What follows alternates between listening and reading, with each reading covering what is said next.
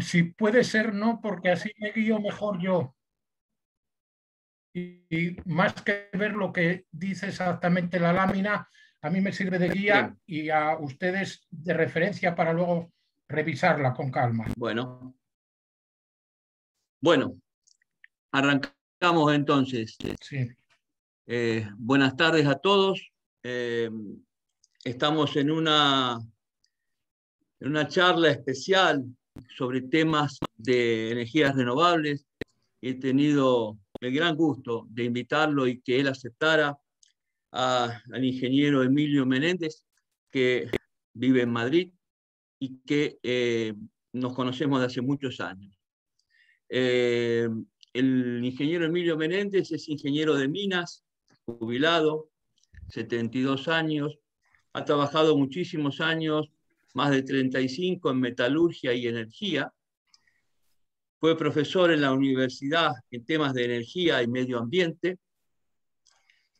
Ha venido a Argentina y a Latinoamérica en más de 30 oportunidades, así que conoce muy bien, digamos, toda nuestra zona, y es un apasionado de todos los temas de Latinoamérica. Por eso es que tenemos siempre una gran vinculación sobre estos temas y él me ha invitado también a dictar clases en España. El ingeniero Emilio Menéndez ha trabajado muchísimo también en todo lo que tiene que ver con energías renovables, y el motivo de esta charla es justamente América Latina, caminos a las energías renovables, pensando en el desarrollo sostenible, medio ambiente natural y humano. Emilio, cuando quieras, y muchas gracias. Gracias a ti, en primer lugar, por esta invitación que me permite, bueno, pues exponer algunas ideas, pero sobre todo conocer gente. Muchas gracias a Sabrina por habernos organizado y comienzo un poco estas reflexiones. Van a ver ustedes que hay 30 láminas. Yo me voy a detener solo en unas pocas para transmitir unas ideas que nos permitan conversar un rato. Y en ese sentido, yo ya les hablo como abuelo. Abuelo porque estos días estoy cuidando a mis nietos y ando de un lado para otro. También porque por los años vas dejando a un lado los aspectos técnicos más de detalle, que son los que al final a ustedes que hacen un curso les interesa también conocer. Y en ese sentido le voy a transmitir unas visiones generales sobre las cuales me gustaría que reflexionen, no en esta charla solo, ni mucho menos, sino en otros momentos de su vida profesional o cuando tengan que compartir ideas o reflexiones con otras personas. En la primera lámina, que es la de presentación, he puesto una imagen de Rosario porque voy a ser en toda la presentación un tanto crítico con la economía, con las cuestiones económicas que nos gobiernan a todos, a ambos lados del Atlántico, y creo que ese barco posiblemente es un indicador de la exportación de recursos naturales que hace América Latina, de soja en concreto. En la imagen de la derecha hay un reconocimiento al mundo rural. Las energías renovables ocupan territorio y ese territorio como que se lo quitamos a las gentes que viven en él. Y no podemos ser descuidados, hay que negociarlo y ofrecerle cuestiones. Y la tercera fotografía se refiere a un salar del norte de Argentina, en la zona que coincide con Chile, con Bolivia, donde está el litio y donde aparecen esos recursos naturales que América no puede dejar que se les extraiga simplemente porque sí. Como les dije, voy a ir pasando de láminas una detrás de otra, pero muy pocas, fijándonos en algunas cuestiones. Habrán visto que estos días el IPCC ha sacado un informe. Ese informe nos dice muchas cosas, que debemos de cambiar el modelo económico, que tenemos que reducir las emisiones de una manera drástica, que vamos hacia un calentamiento global que puede tener conclusiones dramáticas. Hay varias cuestiones para reducir emisiones. Aquí solo vamos a hablar de las energías renovables. el informe del IPCC y otros informes anteriores nos piden que consigamos reducir en esta década que empezamos un 55% las emisiones. Eso es utópico. El mundo tiene muchos problemas y no va a ser factible. Pero sí que deberíamos conseguir mirar a ese segundo objetivo, que es la curva A de esa gráfica, en la cual se nos plantea otra cuestión, que al menos lleguemos al 25% de esas reducciones. Siguiendo con esa línea, y aunque aquí no vayamos a hablar más que del tema energético, hemos de ver que en esta gráfica hay países, los de rojo oscuro, en los cuales las emisiones per cápita de CO2 solo provenientes de la energía son muy elevadas. Rusia, Centro Europa, Estados Unidos, y otros moderadas, es el caso de España, que estamos en torno a 6 toneladas por persona y año, y bajas en otros países, en concreto los de América Latina, que están alrededor de 3, 4, Argentina sobrepasa ese 4, y muy bajas África. África es una cuestión o un territorio que a mí me preocupa mucho porque lo tenemos enfrente, y piensen ustedes que si toda América Latina camina a 700 millones de personas, África ya en este momento tiene el doble, 1.300 millones, con una falta de energía y de otros temas. Pero no me entretengo en esa cuestión, pero sí dejarlo ahí, esa asimetría que hay en el mundo. Como les he dicho, voy a hablar solo de energía, pero en el caso de América Latina hemos de mirar que no es solo energía el tema. Los usos de la tierra son una parte de las emisiones. Las emisiones totales en el mundo son 55.000 millones de toneladas año de CO2 equivalente, y las correspondientes a la energía son más o menos 35.000, y las de usos de la tierra son unos 20.000. Si nos fijamos, la ganadería de América Latina de esas emisiones no energéticas. La ganadería de América Latina no está para que solo ustedes coman, más bien está para que los europeos importemos o para que de otro sitio importen y consuman. Con lo cual, la cuestión aparece global y aparece con la necesidad de que pensemos en un cambio global. No sé cómo lo conseguiremos, me temo que de forma difícil. Sí que quiero decirles que en el caso de América Latina, tomando un ejemplo que es el de Brasil, vemos que las emisiones energéticas, que son la parte roja de estas barras, son mucho menores que las correspondientes a las emisiones de usos de la tierra y agroindustria. También vemos que en Brasil hubo unos años, a principio del siglo, donde las emisiones se dispararon. Luego el gobierno de Lula da Silva consiguió frenar. Está unido al tema de la Amazonía y estamos viendo que ahora rebrota otra vez por esa economía extraliberal que piensa que la Amazonía puede ser todo. Me temo que es una cuestión que es de debate de ustedes, pero en la cual todos estamos de una manera o de otra involucrados.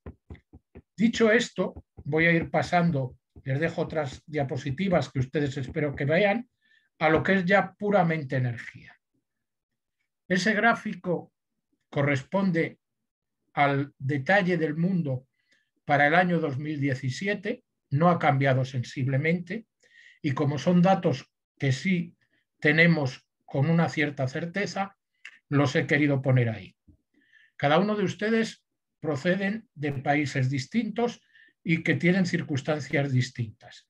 Cuando consigan la documentación del país o la veamos después en alguna de las láminas, verán curiosamente que hay una gran similitud a el aporte de energía primaria y una gran similitud en el consumo final de energía. Hay una diferencia importante entre el valor que suma la energía primaria y el que suma el consumo final de energía. Son las pérdidas que se producen en el refino del petróleo. Como idea general pueden tomar ustedes que el 10% del crudo que se refina se transforma en energía consumida en todo el proceso, y en el caso de las centrales eléctricas, cuando tocamos centrales térmicas, las pérdidas son bastante más de la mitad del conjunto de las centrales térmicas. Si son de gas natural son la mitad, y si son de carbón son las 3/4 partes aproximadamente, las 2/3 partes aproximadamente. Entonces, ese gráfico lo tienen ustedes ahí, lo pueden mirar en su momento, lo pueden obtener buscando datos de la Agencia Internacional de la Energía, y pasamos al gráfico correspondiente a América Latina. Ese gráfico correspondiente a América Latina nos encontramos con una gran similitud. Como ven, la línea superior es la línea correspondiente al petróleo. Es la más importante. Y vamos a ver que se da en todos los países. La segunda línea importante corresponde al gas natural, una parte del cual va a la generación de electricidad para los usos finales. La tercera línea importante es la hidráulica, que va a electricidad. Y la cuarta línea, y aquí sí que quiero, por un lado, mostrar mi desconocimiento y por otro lado, pedirles a ustedes que reflexionen y el que tenga información que la transmita. La cuarta línea a considerar es la bioenergía. En esa oportunidad que he tenido de viajar, me he encontrado dos formas de ver la bioenergía. Una es el caso brasileiro, en el cual hay una transformación muy fuerte hacia combustibles líquidos. Y si miramos el diagrama de Brasil, vemos que hay un peso importante. Otro caso singular es el de Guatemala. En él no hay transformación. Se usan las leñas, pero las leñas suponen la mitad del consumo final de energía. El caso de Guatemala es un caso complicado y difícil, porque se deforesta para conseguir tierra en la cual plantar maíz que alimenta a la población, y en esa deforestación se utiliza la leña. Pero el maíz solo recubre el suelo unos meses del año. Cuando se hace la recolección, esa tierra queda expuesta a la erosión del agua, del viento, y se está produciendo un efecto desertificador importante. Tengo mucho cariño por Guatemala, por todos los países, pero Guatemala fui tratado de una manera muy especial, mezclándome con las personas, y quiero hacer ver que cuando hablamos de cambio climático, hace 1000 años hubo otro calentamiento en la Tierra. Aquel posiblemente no tuvo ninguna influencia antropogénica, este de ahora sí. En aquel calentamiento, la cultura maya, que estaba muy desarrollada para lo que era el siglo X en todo el mundo, quebró. Y quebró posiblemente por una situación en la cual el calentamiento tuvo mucha influencia. Estrés hídrico en los campos de cultivo, posibilidad de tormentas que incidían en las zonas habitadas y otras causas. Veamos, por tanto, que estamos hablando de una cuestión que tiene importancia para todos y nos afecta. Esta gráfica completa de América Latina tiene diferencias. La parte hidráulica es muy importante en Brasil y desgraciadamente no lo es en México, porque no tiene un recurso hidráulico similar al que tienen los países del sur con grandes ríos, no todos los países. El gas natural aparece como segundo, salvo en el caso de Argentina, donde es el primer input del sistema energético. Estos sistemas energéticos los he tomado de OLADE. OLADE es el organismo latinoamericano dedicado a la energía. Y les ruego, o les sugiero, que entren en su página y busquen informes. Hay muchos. Y para todos los tipos de reflexión que queramos hacer. Siguiendo con esos informes y sin detenerme, podemos ver que hay cuestiones relacionadas con lo que va a ser la evolución de la matriz energética. Esa matriz energética nos indica que entre finales de la década pasada y dentro de 20 años, el año 2040, se habrá duplicado el consumo de energía. Pero si se fijan ustedes, no hay un cambio en la estructura de la oferta energética. Ese es un tema preocupante. Es un tema preocupante, pero de difícil resolución. ¿Por qué?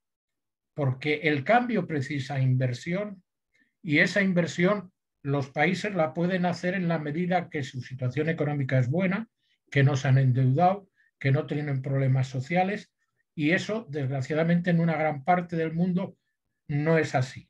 En el caso de España, tenemos la suerte, por decirlo así, de estar dentro de la Unión Europea, donde hay un cierto flujo de dinero que nos va a ayudar, pero no va a ser tanto como el gobierno y los políticos creen que puede ser. Como ven en los dos gráficos circulares, la destructuración es similar. El petróleo va a significar prácticamente lo mismo y el gas natural también lo mismo. ¿Qué significa eso? Que va a haber emisiones importantes, que lo que decíamos al principio no va a resolverse, salvo que haya cambios en esas proyecciones. La hidráulica tiene una partida importante. La energía, aquí es la bioenergía. La energía eléctrica, donde está la hidráulica, hay una parte importante de renovables, pero las otras renovables que están aquí en este trocito pequeño prácticamente no van a crecer. Y esa es una cuestión a la que le debemos dar una idea de cambio, aunque veamos que es muy difícil llegar a ello. En la lámina que tenemos aquí a continuación, ven ustedes cómo es la cuestión en América Central. Ven que la bioenergía, que es otros en ese valor, es muy importante. Curiosamente, en los países del Caribe es el gas natural el que ocupa una segunda plaza. En México, que hablaré bastante, el gas natural tiene un peso significativo, pero tiene un problema. México utiliza gas natural que proviene en gran medida del norte, de Canadá y de Estados Unidos. Y eso condiciona la economía mexicana, condiciona una serie de cuestiones en las cuales habrá que ir dándoles un cambio significativo. De Argentina, como les dije en su momento, el gas natural es más en volumen que el petróleo, va una parte a la generación de electricidad, tiene poca hidráulica comparada con otros países y por lo tanto cada país ha de encontrar su forma de darle una solución al proyecto. Cuando miramos el tema de la electricidad, que es lo que aquí nos compete, porque las renovables básicamente nos van a entrar por la electricidad, nos encontramos con que a efectos de potencia instalada o a efectos de generación, la mitad es hidráulico y la mitad es térmico. Solar es muy poquito, eólica es muy poquito, hay una pequeña porción de geotermia, hay algunas otras aportaciones, una pequeña aportación nuclear. La cuestión es que la previsión que hace OLADE y que es quien tiene la mayor parte de la información para poder hacer unas proyecciones que se ajusten a la posible realidad, es que esa matriz que les decía va a cambiar muy poco y que la generación de energía eléctrica va a seguir creciendo, como se muestra en esta gráfica, entre el 2012 y el 2017 en base en gran medida al gas natural. Ese gas natural que en determinados países es de importación. Hemos hablado del caso de México, también es el caso de Argentina y también es el caso de Brasil. Estamos, pues, ante un condicionante que no es el que desearíamos. Otra de las cuestiones a tener en cuenta, y se puede ver en estas gráficas, es que la electricidad pesa ahora un poco menos del 20% en el consumo final de energía y va a pesar muy poquito más del 20% en el año 2040. Esa es una cuestión ligada con la inversión y esa inversión cada país hace lo que puede. Eso va a ir frenando las energías renovables más convencionales, la eólica y la solar, y dará alguna opción en otros usos, en otros caminos de avance. Me voy a saltar unas transparencias en las que, por ejemplo, en esta se habla de una posición de la Agencia Internacional de la Energía buscando una gobernanza global y esa reducción dramática de las emisiones, pero que, dado como está el mundo, no parece que debamos considerar como base. Y, como les digo, me voy a tomar los datos que da OLADE y a partir de ellos voy a tratar de ir hacia esquemas más ambiciosos, sabiendo que son posibles solo en cierta medida. Sí quiero hacerles ver una cuestión que está condicionando todo el sistema eléctrico y es las ciudades y conurbaciones. El gobernante de una ciudad o de un país lo que no quiere para nada es que una gran ciudad se quede sin luz eléctrica. Y por tanto es proclive a aceptar lo que sea más seguro en la generación. Y lo más seguro hoy por hoy es hidráulica y gas natural. Por eso hay que entender, yo lo entiendo así, que lo que plantea OLADE tiene su base con un hecho, que el gas natural tiene una inversión muy baja, del orden de unos $800 por megavatio instalado. Es muy flexible, las plantas que operan con gas natural, y puede funcionar muy pocas o muchas horas, depende de lo que les pida el sistema eléctrico de cada país. Entonces, esa condición urbana de América Latina va a pesar mucho. Es una condición en la cual hemos de mirar mucho a esta entidad, la Comisión de Integración Energética Regional, CIER. CIER está ubicada en Montevideo y lleva décadas preocupándose por la integración de América Latina en el servicio eléctrico, defendiendo la hidráulica. Ahora van a encontrar información sobre las renovables en sus páginas y tratando de mantener esa seguridad de suministro, manteniéndola sabiendo que el conjunto de los países es distinto y que, por tanto, hay una serie de relaciones entre ellos que condicionan lo que se vaya a hacer en el futuro. Yo verán que en algún momento más adelante me salto un poco esas condicionantes porque creo que hay que hacer un esfuerzo mayor y lo vamos a ir viendo. En el cambio que vamos a tener hacia futuro, cuando leemos los documentos relativos a América Latina, nos encontramos que no aparecen las mismas cuestiones que nos aparecen en Estados Unidos o en Europa, que es caminar a mucha electricidad con o sin el vector hidrógeno, quizá con nuevos combustibles, que ahí sí que hay un paso a considerar en América Latina, y demandando muchos o una cantidad importante de bastantes elementos atípicos. Atípicos en la estructura actual, me refiero al litio, donde hay un triángulo de litio, Bolivia, Argentina y Chile. Me refiero al cobre, que no es ni mucho menos tan atípico, y que la mitad de sus reservas están entre Chile más Perú, también México cuenta en esto, y otros elementos, cobalto, tierras raras, etc. América Latina va a tener un peso muy importante en ello. Si miran ustedes la historia del cobre, verán que la mina del Teniente nace en Chile, nace con el inicio de la electricidad, principios del siglo XX.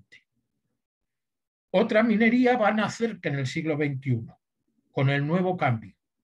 Y ese nuevo cambio queda a las generaciones de ustedes que van a estar presentes en ese futuro y queda, por supuesto, en manos de los gobernantes. Fíjese que Chile, por ejemplo, ya es el segundo productor del mundo de litio, Argentina es el cuarto. Es una cuestión a tener en cuenta y ver cómo se condiciona ese futuro. Quiero hacer una referencia más al gas natural. Hay una serie de gaseoductos que unen países, pero les digo una cosa, de las reservas de gas natural en yacimientos convencionales, las 4/5 partes están en Venezuela y las conexiones de Venezuela con otros países son escasas. Luego, la confianza en el gas natural convencional no la podemos tomar como un peso significativo. Y soy reacio, personalmente, a que se tome en consideración lo que esta figura nos da, que es los yacimientos que hay en América de esquistos y otras formaciones que pueden ser extraídas por fracking. Está el caso de México, donde ya se está trabajando en ello, con un disgusto profundo de la población de Río Bravo y de los agricultores de esa zona. Está en Colombia con idéntica situación y está en Argentina, donde al ser un territorio del sur, quizá no hay una contestación tan fuerte, pero sí hay un problema ambiental muy significativo. Entonces, soy muy crítico con ese gas natural y la opción para quitar ese gas natural o por lo menos rebajar su peso son las energías renovables. ¿Cómo? Vamos a hacer algunos comentarios al respecto. Antes de ello, me he atrevido a poner un objetivo a 20 años. Como dice el tango, 20 años no es nada. Y entonces he puesto unos números redondos. Que el consumo de energía como consumo final directo sea parecido al que da Volade, pero con un peso reducido del petróleo, con un peso más reducido del gas natural, con esa biomasa que luego comentamos, creo que es un tema importante en América, y con muchísima más electricidad. Con una electricidad que sea el doble en porcentaje de lo que se prevé oficialmente. En el caso de España se va a intentar llegar a 33% de electricidad en el año 2030 y al 50% en el 2050. Si no somos capaces de hacerlo en nuestro caso, en el caso español, no cumpliremos con los objetivos que nos hemos marcado. Pero en todo el mundo habría que tratar de hacer ese cambio. ¿Es factible? Sí, pero cuesta muchísimo dinero. Y ese es el gran inconveniente. Pero les dejo esa transparencia, les dejo al final mi correo y como espero al menos aguantar esos 20 años que no son nada, espero algún correo de ustedes en el año 2041 y que me digan a ver qué les parece esta boludez. Bien, vamos a ver precisamente el tema de generación con energía hidráulica. Como les dije, es la mitad de la generación. No hace falta que hable del mapa hidráulico de América. Sí hacerle referencia a esta institución, Hydropower, donde aquí tienen una entrada y ustedes que saben navegar pueden encontrar el report de cada año con información de cada zona y verán lo que se puede esperar en cada caso. Bien, en América Latina hay una cultura del agua. Y si miran ustedes esta gráfica, también de OLADE, se encontrarán con que la capacidad instalada puede multiplicarse por 4 o por 3, que en la zona andina puede crecer mucho, que en el cono sur, si encontrara Brasil, puede crecer muchísimo, que también en América Central, que en Brasil también muchísimo. Pero cuidado, la cuestión hidráulica rompe las cuencas, tiene muchos casos negativos, algunos de ellos, como este que cito aquí, con culpa de empresas españolas claramente en el tema, y que en esta gráfica planteo lo siguiente. Las grandes hidroeléctricas van a crear un problema importante en la Amazonía, o las pequeñas hidroeléctricas, como este caso de Honduras, no es admisible que supongan el asesinato de una persona por defender el agua para las gentes de su entorno. Entonces, creo en la hidráulica, pero creo que hay que planteárselo con mucha prudencia y sobre todo con mucho diálogo. Ahora bien, ¿por qué creo en la hidráulica? Porque es un almacén de energía. Y ese almacén de energía no debe ser utilizado a tontas y a locas, sino que debería enganchar claramente con la energía solar y con la energía eólica para cuando yo no tenga viento o no tenga sol, ese agua que está almacenada sea la que me dé el complemento. Y esa conexión, interconexión total, es la que les animo a ver dentro de CIER, la Comisión de Integración, porque ese esfuerzo que se hizo en América Latina de ir a la hidráulica, con los problemas que ya pasaron y por lo tanto ya pasaron, debe ser aprovechado para tener otra opción. Y es el maridaje a 3. Hidráulica, eólica y solar. Y lo comentaremos un poco más adelante. Bien, yo he trabajado en eólica y me gusta mucho la eólica, pero al tomar el mapa de América Latina me encuentro con un problema fuerte y es toda esa zona azul no tiene viento. Solo hay viento de verdad en donde hay un color amarillo como Uruguay, donde hay un color morado como la Patagonia y algo de la cordillera, o donde ese color morado me aparece en ciertas zonas de América Central, en el istmo de Tehuantepec, o el color amarillo me aparece en Brasil, en algunas zonas donde se está desarrollando.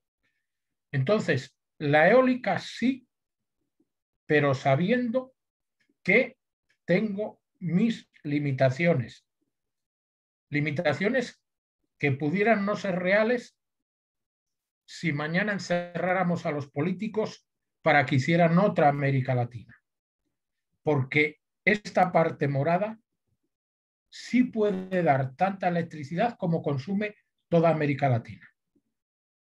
Ahora hay que ponerse de acuerdo, hay que hablar chilenos y argentinos, hay que hablar con los uruguayos y hay que hacer algo que funcione integrado totalmente.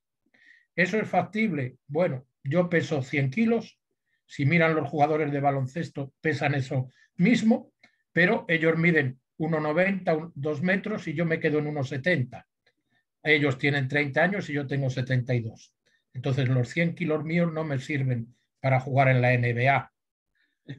Por tanto, ilusiones están ahí y veamos si algún momento se pueden cambiar.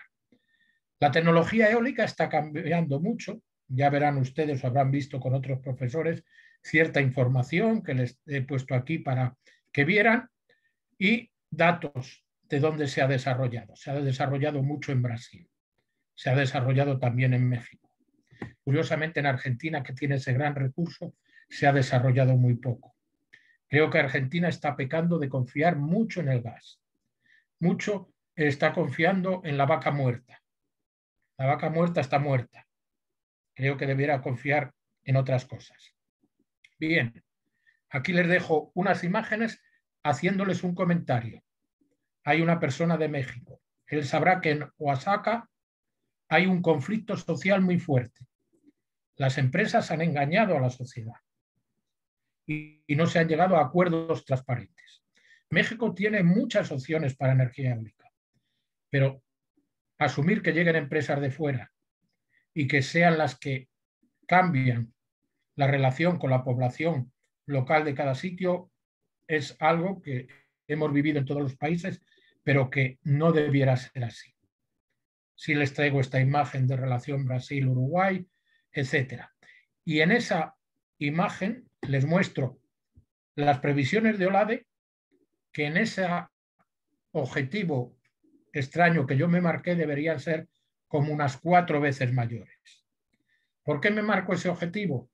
Pues porque espero ir con Daniel al Chocón o con alguno de ustedes. Es algo que, habiendo 1.200 megavatios aquí de agua y habiendo todas estas mesetas ventosas, ¿por qué no existe allí un parque eólico también de 1.200 o 1.500 megavatios que salga por la misma subestación, sabiendo que esta represa solo genera electricidad en un equivalente de 1.500 horas a plena carga al año, cuando el año son 8.760? Entonces, esa integración es difícil, hay muchos condicionantes, pero hemos de tenerla en cuenta, aunque solo sea en este caso pensando en Argentina. Desde el Chocón hay una línea a Puerto Madryn y hay otra línea al Gran Buenos Aires. Debería existir esa otra opción. En cambio, en energía solar, fíjense ustedes, el recurso está en toda América. En algunos casos, de forma muy potente. El norte de México también, pero hay otras zonas que también. Si esta imagen la comparan con la imagen global de no solo de América, sino del mundo, verán la gran preponderancia o potencia de la energía solar. Solo hay algunas zonas en extremos, aquí por la zona selvática, donde me desaparece un poco esa alta radiación anual. Entonces, sí que creo claramente en una cuestión que es desarrollo de la fotovoltaica. ¿Por qué? Porque la fotovoltaica ha reducido fuertemente su inversión. Podemos hablar de 800 euros por kilovatio instalado. Está al mismo nivel que la energía de los ciclos combinados. Es algo que me admite un tejado, una comunidad de consumo energético, una planta de medio tamaño o una gran planta. El esfuerzo por la electrificación rural se está haciendo en casi todos los países, pero debería ser mucho más fuerte. Hay comunidades energéticas o cooperativas que están utilizando motores diésel. Bien, consigamos que entre allí una instalación fotovoltaica y que el motor diésel solo sea el soporte para cuando necesito un apoyo, pero que la mayor parte sea esa instalación fotovoltaica. En ese sentido, se lo comento aquí, en América ha habido un desarrollo poco significativo, salvo en México, y en México se está haciendo ese apoyo a las comunidades rurales. Debería ser, como les digo, mayor, y mi visión es que se debería multiplicar por 20 la potencia instalada a lo largo de esos 20 años. Es factible y creo que se debería caminar hacia ello. Se están haciendo grandes proyectos con inversiones foráneas. Aquí les dejo uno en Jujuy, en Argentina, hay otro en Chile. En Chile se está avanzando también hacia las plantas termosolares y yo ahí, salvo el caso de alguna empresa minera que la necesite o que le venga bien, no apostaría tan fuerte por ellas porque el objetivo de una planta termosolar es ser almacenamiento de electricidad para la noche. Y eso en América podría ser suplido claramente por los embalses. Con lo cual, este tipo de planta que tiene una inversión unas 5 o 6 veces superior a la correspondiente a la fotovoltaica, debería quedar para casos singulares. Y se lo dejo ahí como punto de reflexión. Hablo de este tema de bioenergía del cual ya les dije antes que mi información es muy escasa. Creo que hay que avanzar con mucha prudencia en la agricultura energética convencional. Se están dando problemas en países donde se está plantando palma aceitera. Se está dando problemas con el uso del agua en sitios donde se está plantando caña en exceso. Está habiendo un problema con la soja. Una persona de Argentina me decía, exportamos suelo antes que exportar soja. Estamos deteriorando el territorio. Entonces, los combustibles convencionales me dan un cierto miedo, pero pienso que hay que investigar sobre ellos. Sí que creo que hay que investigar en las nuevas opciones, esas que no usan suelo y de las que yo conozco nada más que las plantas de microalgas que funcionan con una instalación de estructura en cinta transportadora o en grandes depósitos, en las cuales se puede obtener una masa transformable en combustible líquido con una alta productividad por hectárea. Hay una cierta inversión, hay una necesidad de sol, pero en América está ese sol presente mucho, y hay una necesidad de fósforo, que puede ser un condicionante a la hora de consumo. Como les digo, conozco poco, pero creo que es un tema a estudiar.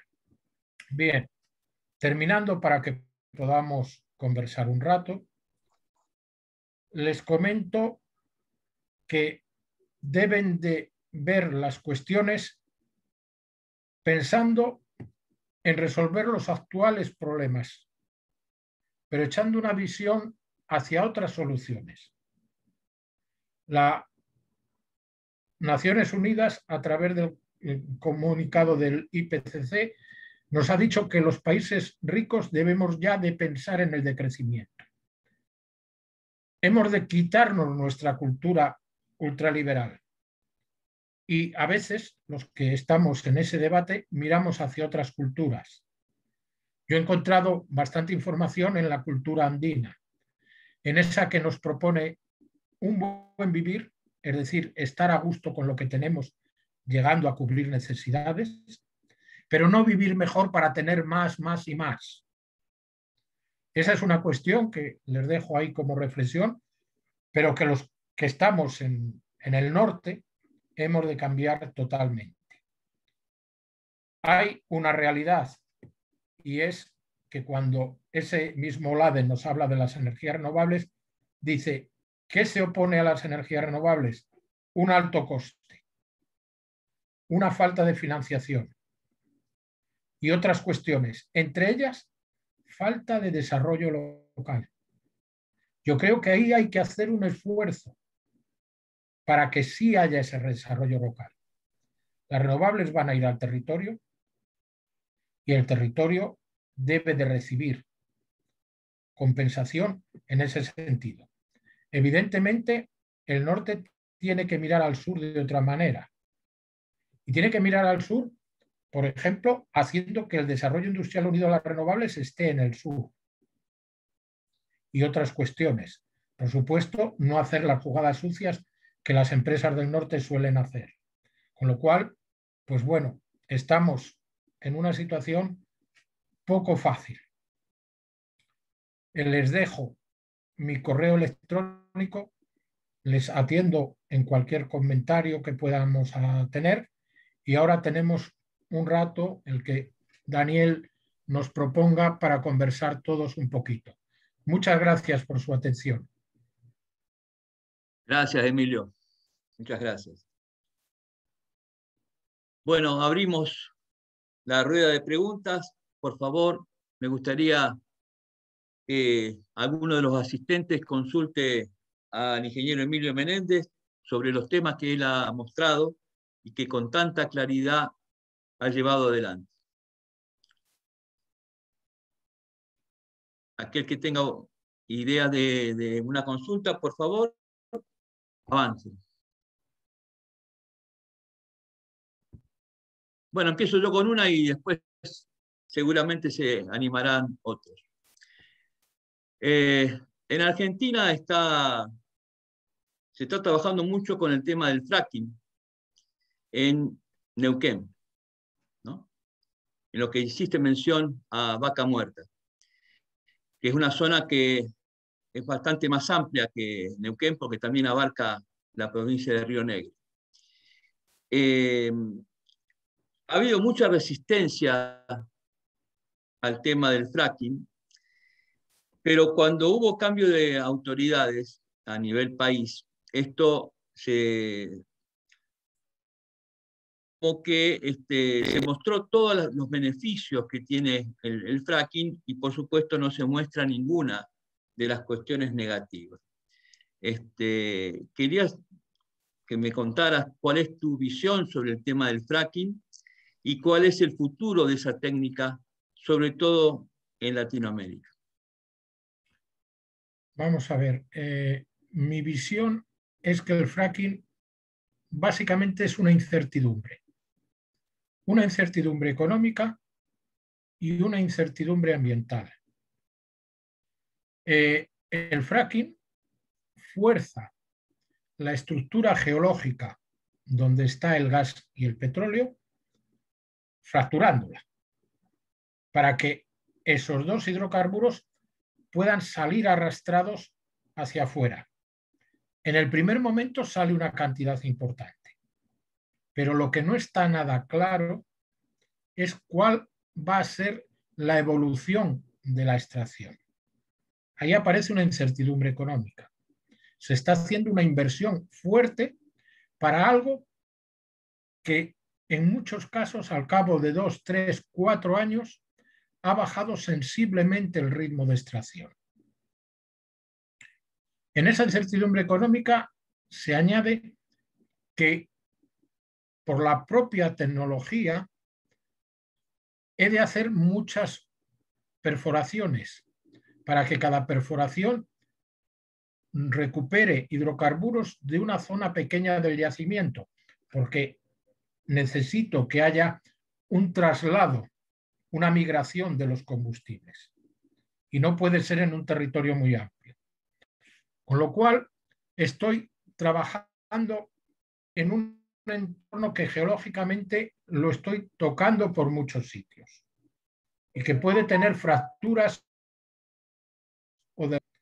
que me hacen que no tenga esa producción. La incertidumbre ambiental está en que yo estoy jugando a bastantes metros de profundidad solo con una perforación, con una visión desde fuera y que es una visión limitada y no sé dónde va a ir el agua residual que allí se queda, los contaminantes, la transformación que va a haber en el interior y qué efectos puede tener sobre los acuíferos que hay hacia abajo. Acuíferos que pueden salir en el mar a 2.000 o 3.000 kilómetros de distancia y que pueden salir dentro de 40 años. Entonces, vamos a ver, la Vaca Muerta está más o menos enfrente de Río Gallegos y allí es una zona de pesca. Más al norte, sí. Bien, en esa zona del Atlántico. Sí. ¿Qué va a pasar con el Atlántico dentro de 50 años haciendo lo que se hace ahí? Nadie puede decir nada cierto.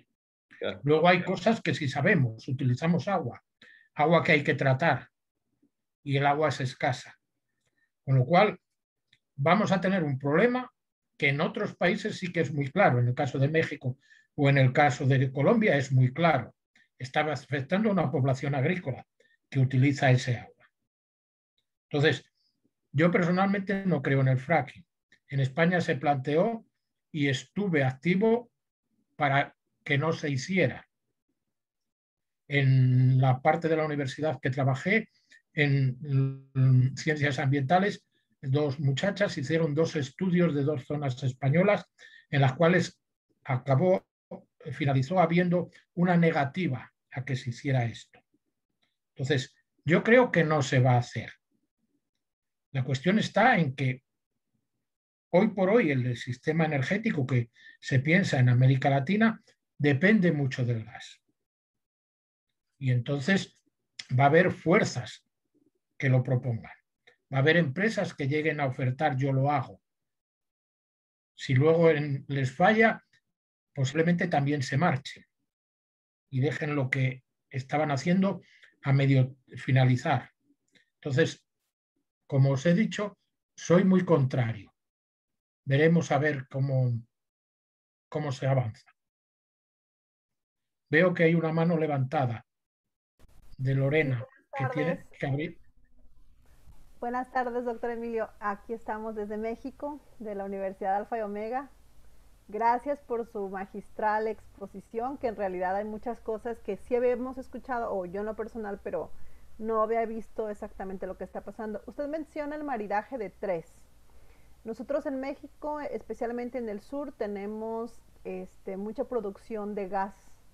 El petróleo está siendo exportado de una manera loca porque no se respeta el ecosistema, no se respetan tratados. Y ahorita en este año, precisamente en este periodo presidencial, nuestro presidente le ha dado mucho auge a la extracción energética del gas natural.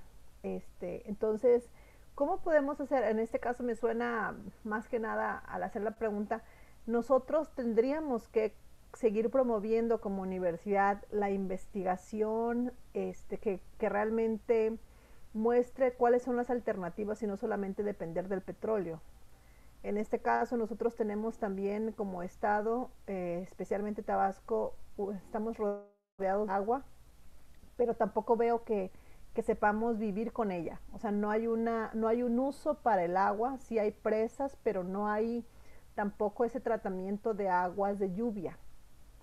Entonces, que veo que también reduciría el uso de muchas cosas, al menos en la cuestión casera, pero en las cuestiones de empresas, creo que no se ha aprendido a usar y a transformar el agua. Y otra cosa que me preocupa es, como universidades siempre vemos que es una inversión estratosférica el tener la energía solar. Y cuando nosotros hemos hecho la propuesta siempre nos dicen, no, sí creemos en el desarrollo sostenible, pero eso no me va a dejar inmediatamente.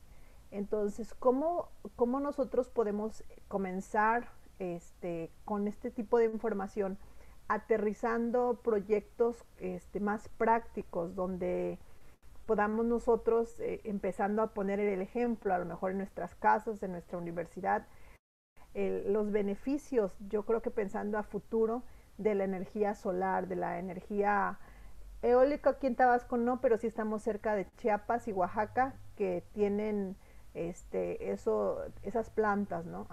Eólicas. Entonces, ¿cuál sería su consejo básicamente de cómo podemos nosotros seguir cuidando y no solamente estudiando, documentándonos, sino haciendo algo más práctico, como para seguir haciendo esa contra, pero también para seguir dejando algo para las próximas generaciones y poderle mandar el correo en 20 años de saber que estamos haciendo algo? Vamos a ver. Creo que ustedes tienen esa opción del gas natural y que está ahí y que va a contribuir al desarrollo. Entonces, creo que tienen que aprovecharla. Si habláramos desde el punto de vista solo ambientalista, podríamos hacer una negación del gas, pero en el caso de ustedes tienen que aprovecharlo. Ahora bien, que sea un aprovechamiento que se vea claramente que repercute en la sociedad.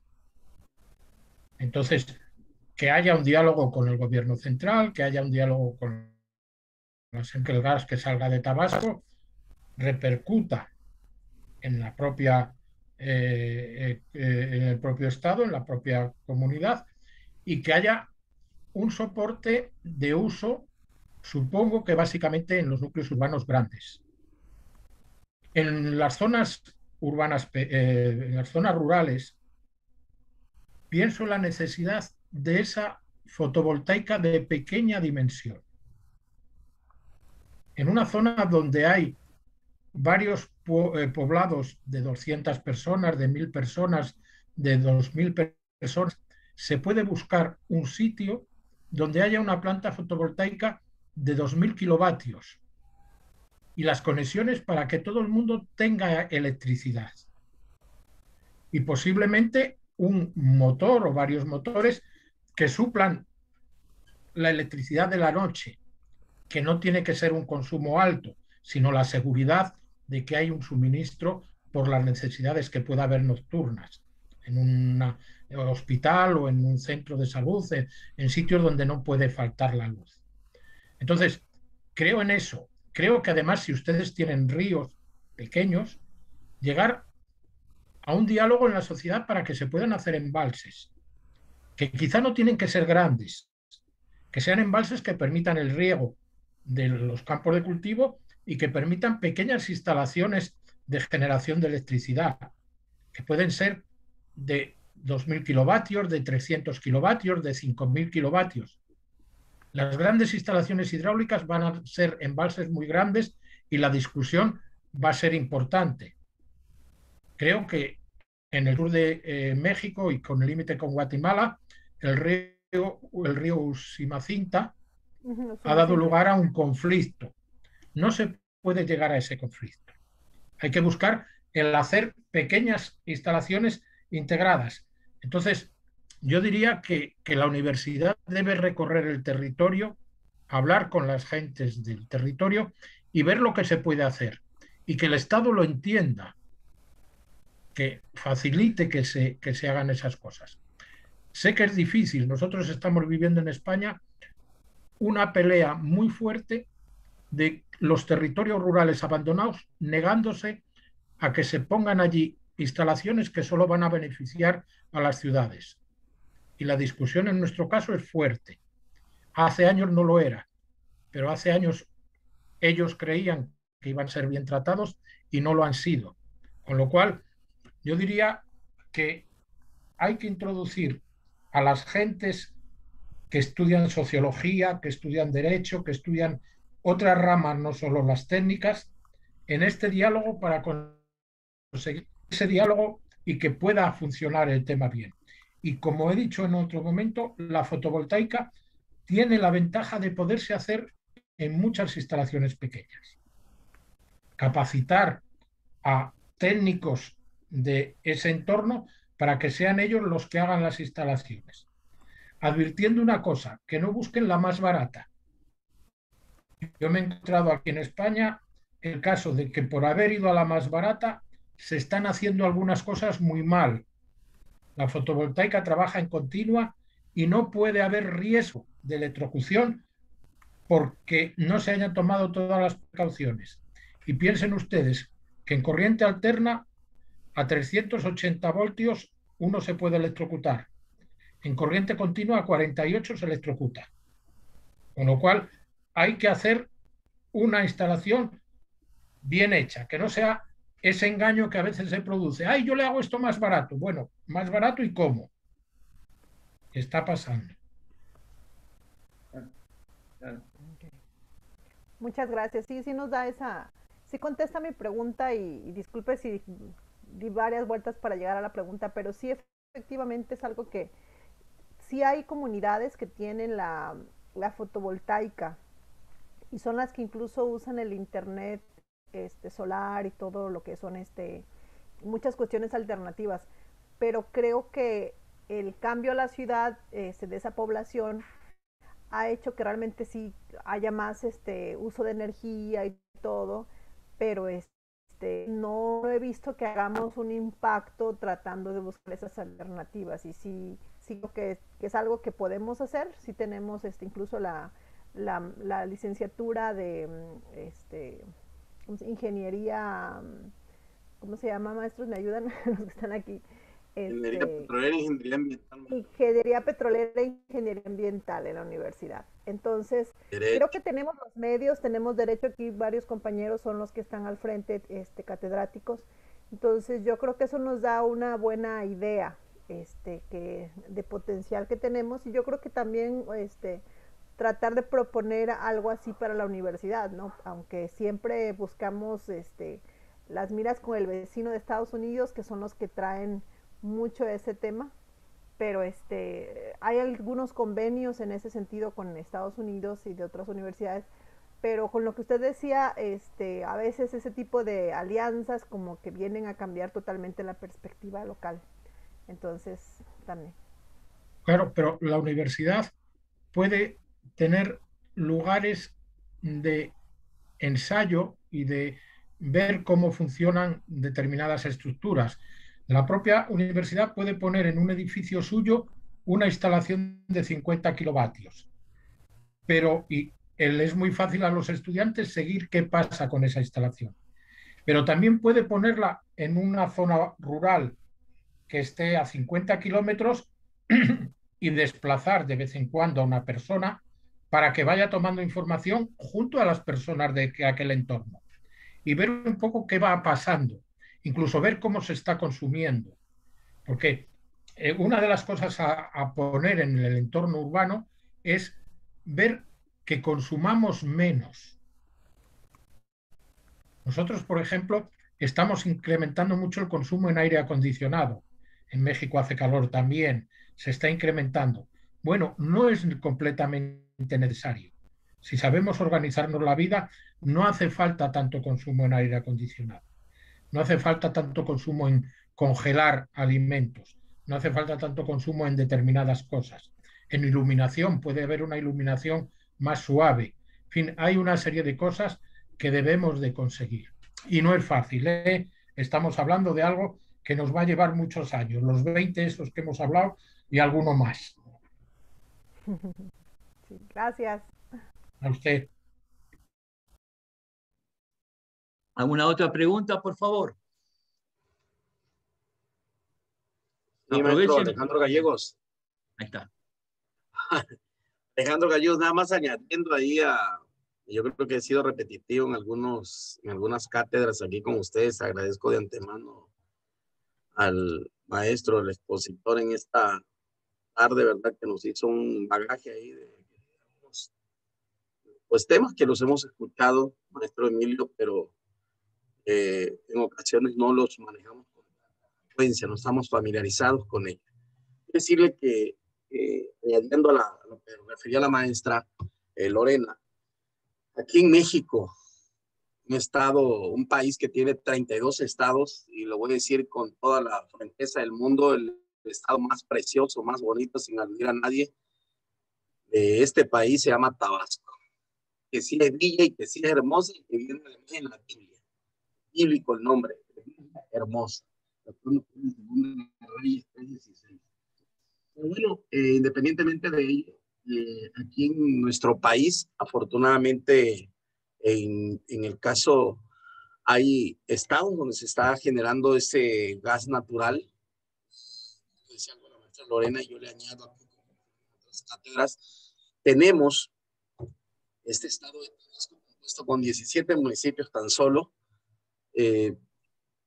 Tenemos un bagaje de ríos, decía el río Sumacinta, que depende o nace desde Guatemala, en nuestro país vecino de Guatemala, y desciende prácticamente a lo que nosotros llamamos el puerto de frontera. Ahí ya se junta ese caudaloso río, los tres brazos, en dos municipios tan preciosos entre Centla y Jonuta, Tabasco.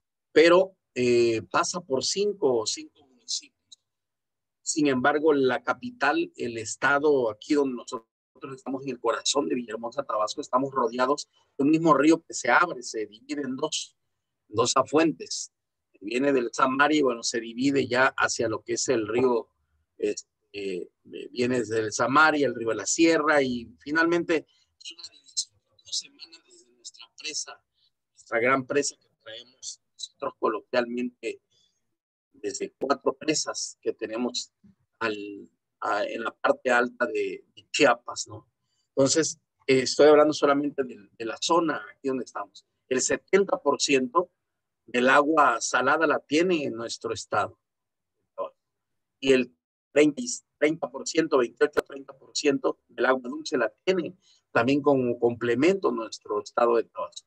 Estas presas que yo les manejaba nos están generando en estos momentos energía.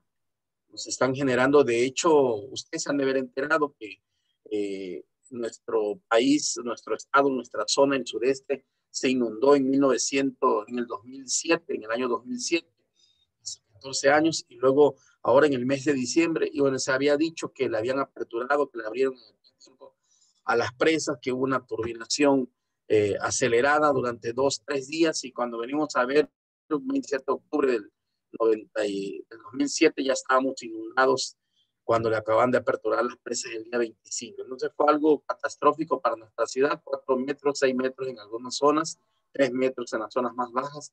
Se nos fue todo nuestro estado al agua. Ahora se volvió a suscitar en el mes de noviembre, diciembre, tuvimos una catástrofe terrible también de la misma inundación. Ya no se fue lo que es el centro de Villahermosa, se cubrió el mero corazón de la ciudad, pero sí afectó las otras zonas. ¿Qué quiero llegar con esto? Sí tenemos todo eso, maestro Emilio, tiene nuestro estado, es un estado pródigo en la tierra.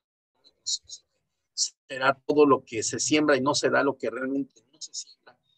Sí le puedo decir que el 99% de ese gas natural lo están produciendo algunos estados, dentro de ellos Nuevo León, Tamaulipas, si no mal recuerdo, Chiapas, Puebla, Veracruz, que es vecino ahora que está sufriendo una catástrofe de inundación, Campeche, Hidalgo, una parte de Coahuila y principalmente nuestro estado de Tabasco, donde se están construyendo una refinería, Dos Bocas. Entonces, todo eso que nosotros tenemos, y bueno, de ello participan, están más de 30 empresas, y como bien decía la maestra Lorena, quizás sean empresas extranjeras que vienen a trabajar aquí a nuestro país, a nuestro estado, y bueno, están utilizando la mano de obra calificada.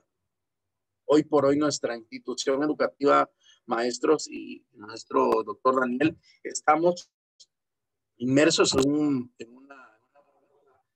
estamos creciendo a pasos agigantados, abriéndonos pasos en muchos ámbitos, tanto en el ámbito laboral, en el ámbito del derecho, en el ámbito de información, en el ámbito de la pedagogía, etcétera. Y sí tenemos el capital humano, yo quiero referirlo, y aquí está, no me dejará mentir la maestra Sonia, el maestro Abel, que está con nosotros, el doctor Abel, bueno, varios que estamos aquí en este grupo, la maestra Maribel, que estamos, créanme, realmente, y el ingeniero Ricardo, que no lo observo hoy aquí, pero que estamos realmente preparados para afrontar, ojo, y confrontar lo que pueda venir. Y en efecto necesitamos quizás como universidad reunirnos, elaborar un proyecto donde podamos participar. Hay buena relación hacia el exterior con las autoridades, tenemos firmas de convenios que nos están ayudando muchísimo, pero en cuanto a esta parte que ustedes mencionan, yo creo que podemos marcar un precedente, maestro Emilio, sí lo podemos hacer, marcar un precedente, unir todas las fuerzas para poder lograr estar más presentes y dejar algo, y decía usted, reiterativo lo que dice la maestra Lorena, no en 20 años revisar nuestro correo, pero yo no diría en 20. Tenemos que más fijarnos fechas establecidas, porque nuestros jóvenes necesitan activarse, y la única manera que ellos vean de poder activarse, es que nos vean que nosotros nos estamos activando. México, Tabasco, ese estado, produce muchísimo petróleo. Es uno de los estados más productores de petróleo, de gas, petróleo crudo, el gas natural. Tenemos todas las herramientas, tenemos agua, tenemos flora, fauna, tenemos las mejores, ya lo estuvimos viendo en otras materias con ustedes aquí, las mejores especies, los mejores alimentos nutritivos los tiene nuestro estado. Nuestra tierra es muy pródiga, da todas las plantas habidas y por haber. Es cuanto. Buenas. Bien, le agradezco esa información y sus reflexiones. Pienso que sí que han de tener en cuenta en ese impulso que se va a dar a la extracción de petróleo, al gas, que han de ir en paralelo planteando otros tipos. En este momento, en nuestro caso en España, la emisión de CO2 ya tiene una tasa impositiva muy fuerte. Esa tasa impositiva muy fuerte nosotros no creíamos que iba a llegar. Poco a poco va a ir llegando a otros países. México la acabará imponiendo dentro de 10 años, de 15 años. Entonces tiene que haber ya dibujadas otras alternativas. Y evidentemente yo conozco un poquito los planteamientos que hubo a través de Morena y otras organizaciones políticas para incrementar el refino, no tener que mandar crudo fuera y recibir los productos derivados en México y pagando unas cantidades muy altas. Las inversiones en refino son necesarias, pero que no ahoguen otros caminos. A ver lo que es posible.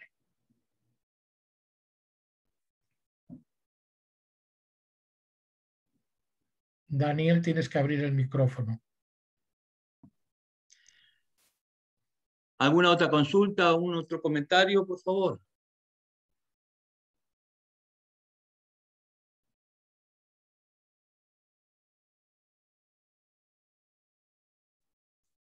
Parece que... Gabriela. Sí, me llamó la atención, me pareció leer en su presentación, en la primera diapositiva, que usted, entre otras cosas, es un ambientalista escéptico. ¿Decía eso? Sí. Vamos a ver. Yo he llegado en mi vida profesional desde una situación muy productivista, muy extractora de recursos naturales, muy de construcción de grandes instalaciones, a una reflexión de que por ese camino vamos a crear muchos problemas. No me considero ecologista en el sentido que tiene el mundo ecologista, y sí me considero ambientalista en el sentido de que el medio ambiente tiene dos componentes, la natural y la humana, y que tengo que conseguir el equilibrio de ambas. Un mundo muy pobre y muy limpio no me sirve. Tengo que llegar a un equilibrio de algo menos limpio, pero válido para todos. Y soy escéptico porque veo que en general es bastante difícil avanzar hacia un mundo más austero. Necesitamos un mundo francamente más austero y en el cual todos vivamos bien. Vivir bien no significa tener mucho o gastar mucho. Significa poder sentarse con la familia, con los amigos, conversar, disfrutar de unos medios buenos, pero yo no tengo la necesidad de hacer un viaje a la Antártida y mucho menos subir a la estratosfera. O no tengo la necesidad de conseguir tener un armario lleno de ropa o conseguir no sé qué cosas. Entonces, por ejemplo, si estudiamos el mundo del algodón, vemos que nos sobra cantidad de ropa y que esa ropa ha consumido agua, ha consumido energía y que queremos cambiar de ropa todos los años. Entonces, soy escéptico porque es difícil convencernos a todos, a mí el primero, de no derrochar. Y a veces haces un regalo de una ropa a tu esposa o a otra persona y resulta que ni le gusta ni sirve, pero querías quedar bien y entonces consumimos demasiado. En fin, soy escéptico. Muchas gracias, me gustó mucho su explicación. Gracias, Gabriela. ¿De dónde es usted? De Argentina, de Usel, de la calle Pellegrini. Así es. Muy bien. Gracias, Gabriela. ¿Alguna otra pregunta? ¿Consulta, comentario?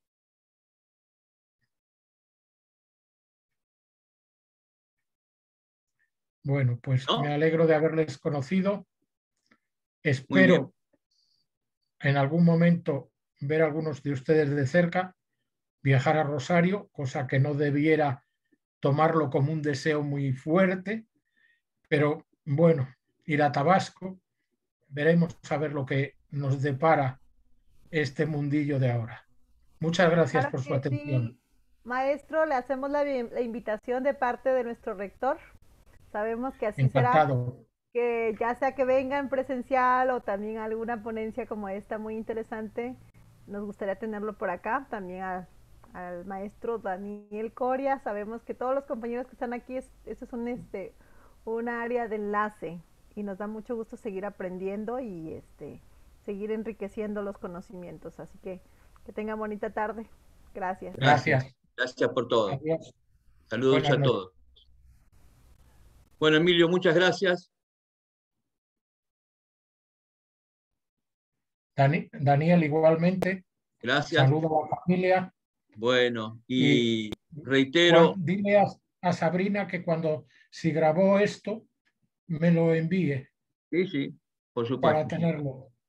Sí, Gracias. eso es seguro. Y quería agradecerte una vez más el hecho de la presentación, la hora poco adecuada a la que te molesté, pero era la única que teníamos disponible. Así que en cualquier otro momento te vuelvo a llamar y seguimos conversando. Gracias por todo. Saludo a la familia.